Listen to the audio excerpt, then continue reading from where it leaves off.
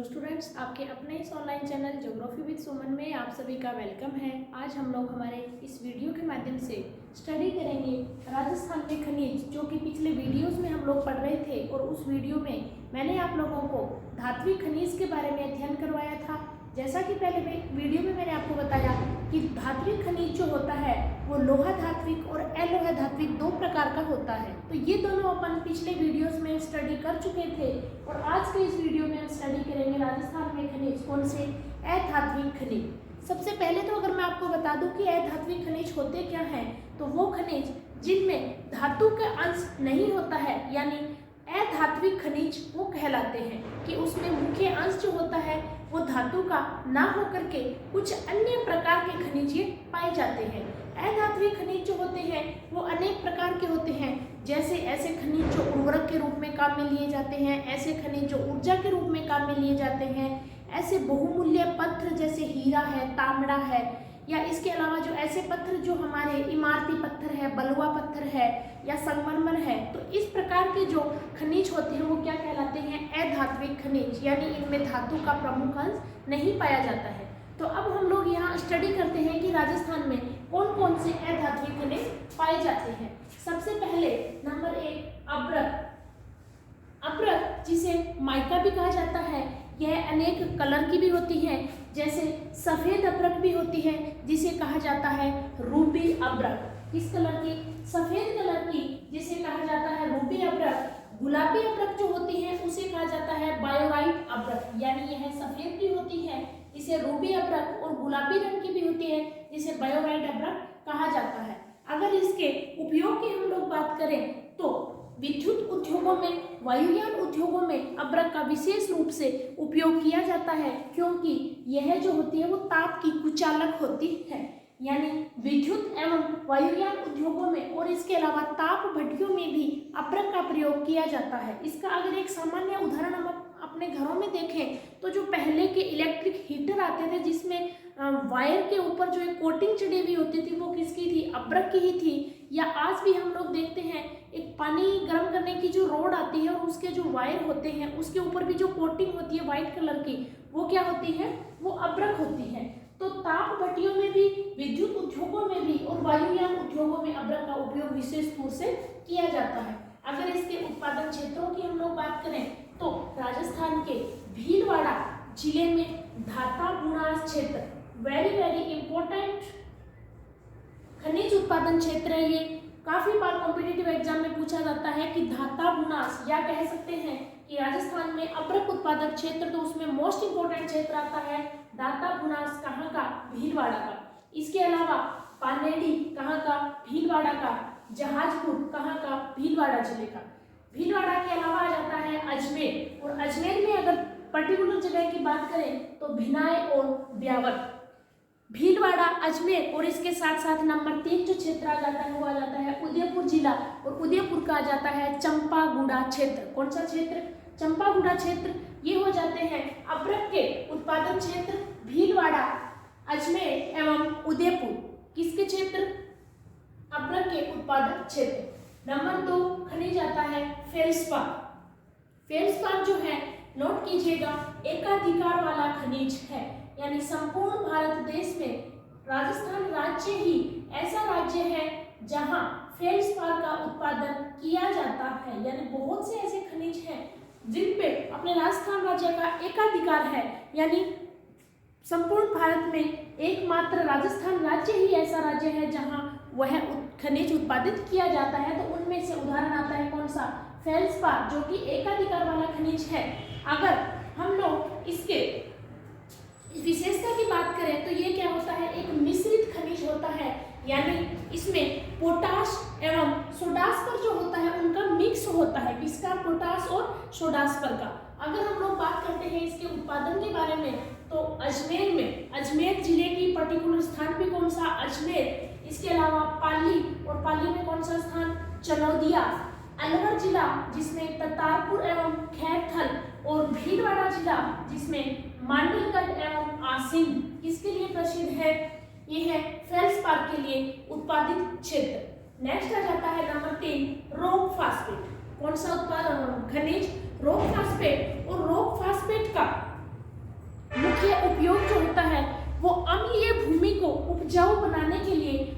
Phosphate का उपयोग किया जाता है। यानी ऐसा क्षेत्र जहां अम्ल की मात्रा ज्यादा है और वो भूमि जो है वो धीरे धीरे अनउपजाऊ होती जा रही है, तो उसको उपजाऊ बनाने के लिए यानी अम्लीय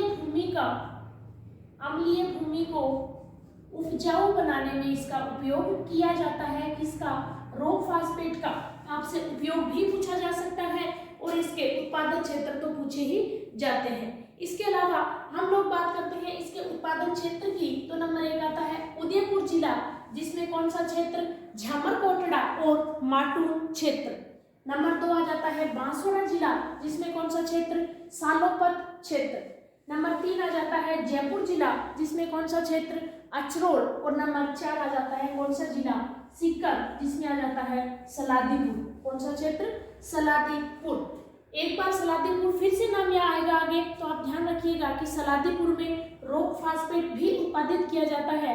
देन हम देखेंगे कि सलादीपुर में पाइराइट भी उत्पादित किया जाता है। अगर आपके सामने फिर से इसका नाम आए तो उसी समय इसको एक बार फिर से रिमाइंड कीजिए कि सलादीपुर सीकर जिला किसके लिए? रॉक फास्फेट के लिए भी प्रसिद्ध है। नेक्स्ट आ जाता है नंबर 4 खनिज। कौन सा? यूरेनियम। यूरेनियम जो होता है इसका उपयोग किया जाता है किसके?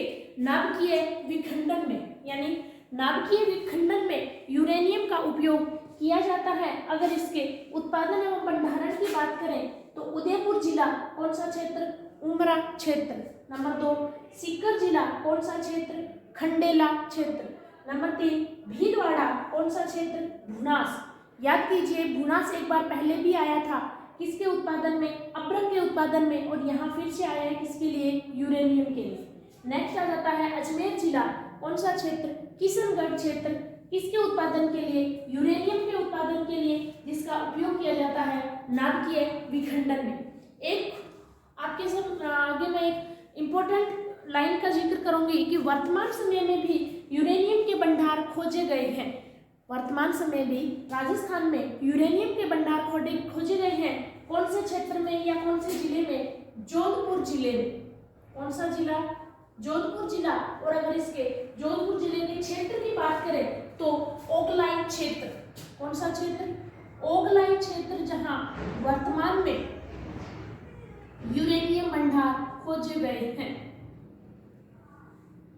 करंट जीके भी आपके लिए बनता है और एक नई खोज भी आपके लिए जानकारी दी जा रही है। ओगलाई क्षेत्र कहाँ का? जोधपुर का, जहां यूरेनियम के नवीनतम भंडार खोजे गए हैं। इसके बाद आ जाता है कौन सा खनिज? जिप्सम। जिप्सम जो होता है इसका उपयोग किया जाता है क्षारीय भूमि को उपजाऊ बनाने में। याद कीजिए अम्लीय भूमि को उपजाऊ बनाने में रॉक फास्फेट, तो क्षारीय भूमि को उपजाऊ बनाने में किसका उपयोग किया जाता है? जिप्सम का उपयोग किया जाता है। क्षारीय भूमि को उपजाऊ बनाने में किसका उपयोग? जिप्सम का उपयोग। यानी जहां की मृदा में क्षार की मात्रा ज्यादा हो जाती है और वह क्षेत्र जो है या वो मृदा जो है वो धीरे धीरे अनउपजाऊ होती जाती है, तो उसको उपजाऊ बनाने के लिए जिप्सम का प्रयोग किया जाता है। इसके अन्य नाम भी होते हैं जैसे हरसोट, सेल खड़ी। अगर इसके अन्य नाम की हम बात करते हैं किसके? जिप्सम के, तो इसको हरसोट भी कहा जाता है, तो सेल खड़ी भी किसे कहा जाता है? जिप्सम को कहा जाता है। यानी हरसोट और सेल खड़ी किसके अन्य नाम है? जिप्सम के। अगर हम बात करते हैं इसके उत्पादन क्षेत्र की, तो राजस्थान में नागौर, जोधपुर, बाड़मेर और गंगानगर जिले जो हैं वो मुख्य रूप से, या हम कहेंगे जिप्सम के उत्पादन के लिए नागौर, जोधपुर, बाड़मेर और गंगानगर जिले राजस्थान में जिप्सम उत्पादित करते हैं। अगर इन जिलों में भी हम क्षेत्र की बात करें तो नागौर में आता है गांठ मांगलोद क्षेत्र, नेक्स्ट आता है भदवासी क्षेत्र। अगर हम जोधपुर की बात करें तो मलीला क्षेत्र जो है वो आता है जोधपुर का, किसके उत्पादन में? जिप्सम के उत्पादन में। अगर हम लोग बाड़मेर में जिप्सम उत्पादन की बात करें तो आता है कुवास और उत्तरलाई क्षेत्र। कहाँ का? बाड़मेर का कुवास और उत्तरलाई क्षेत्र। जिप्सम उत्पादन बाड़मेर जिले में और गंगानगर जिले में सूरतगढ़। कौन सा क्षेत्र? लगा हुआ है? राजस्थान का थर्मल प्लांट गंगानगर जिले में कौन सी जगह पे? सूरतगढ़ में स्থাपित है। तो वहीं सूरतगढ़ क्षेत्र जो है वो किसके लिए? जिप्सम उत्पादन के लिए भी प्रसिद्ध है।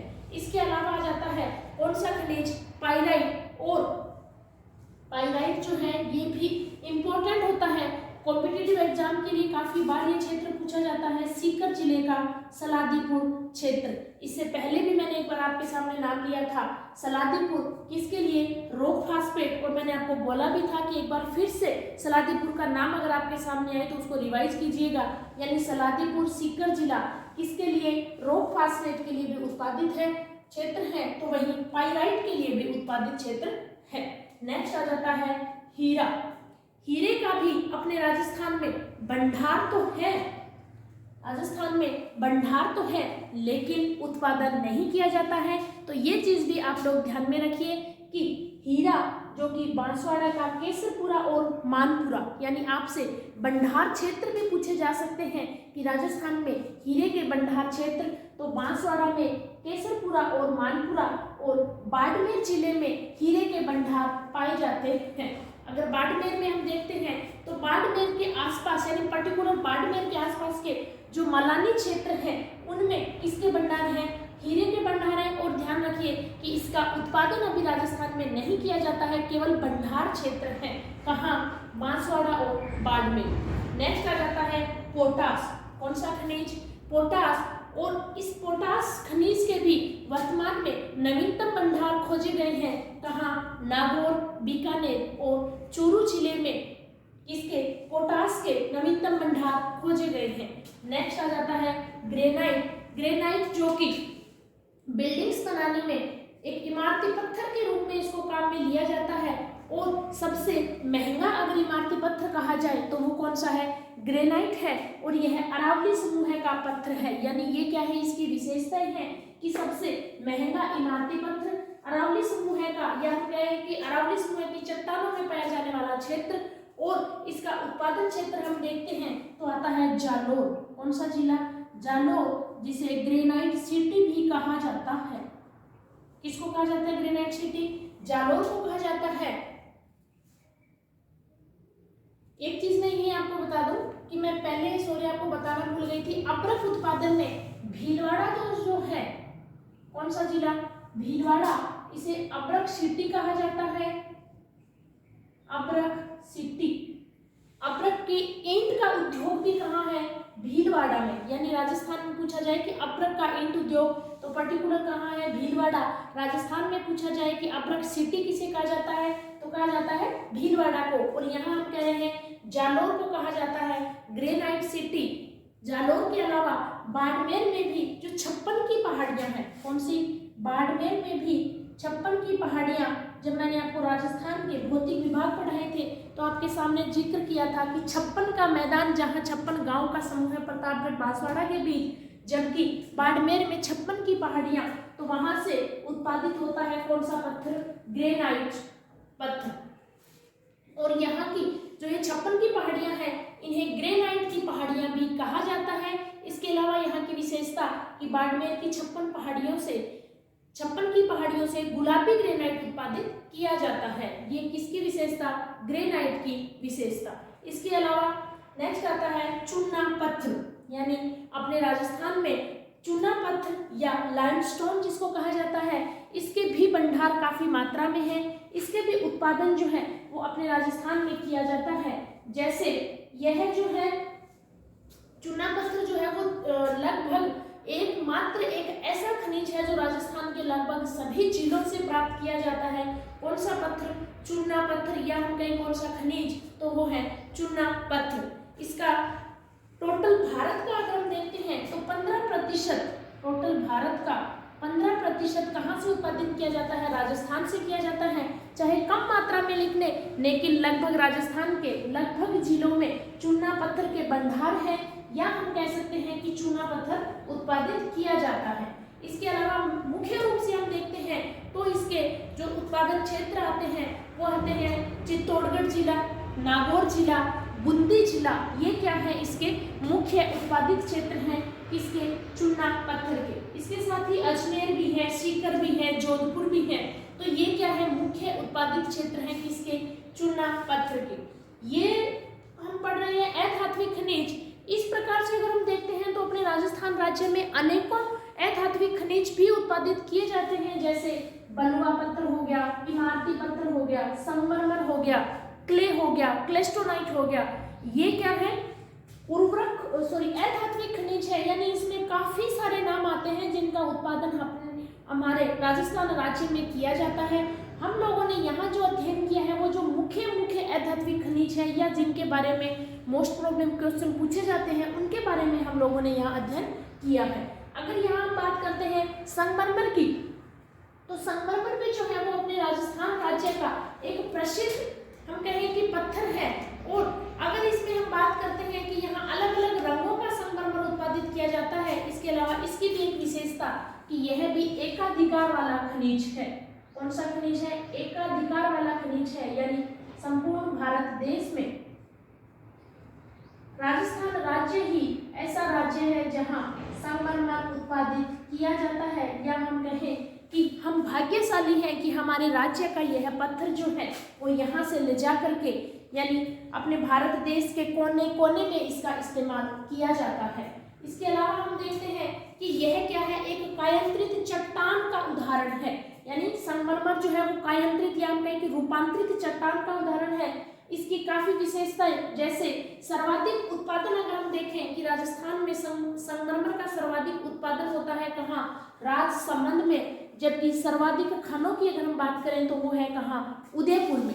सर्वाधिक उत्पादन जहाँ राजसमंद में और संगमरमर की सर्वाधिक खानें जहाँ उदयपुर में होती है, वहीं सबसे बढ़िया या हम कहें कि उत्तम क्वालिटी का जो संगमरमर है वो है मकराना नागौर का, यानी मकराना जो कि नागौर जिले में है। और वहां का संगमरमर जो है इसका उपयोग जो है वो हम देखते हैं कि आगरा, यूपी में आगरा में बना हुआ ताजमहल जो है, इसके अलावा विक्टोरिया का जो महल है उसमें उपयोग किया गया है कहाँ के पत्थर का, मकराना नागौर का पत्थर। कौन सा पत्थर, संगमरमर पत्थर।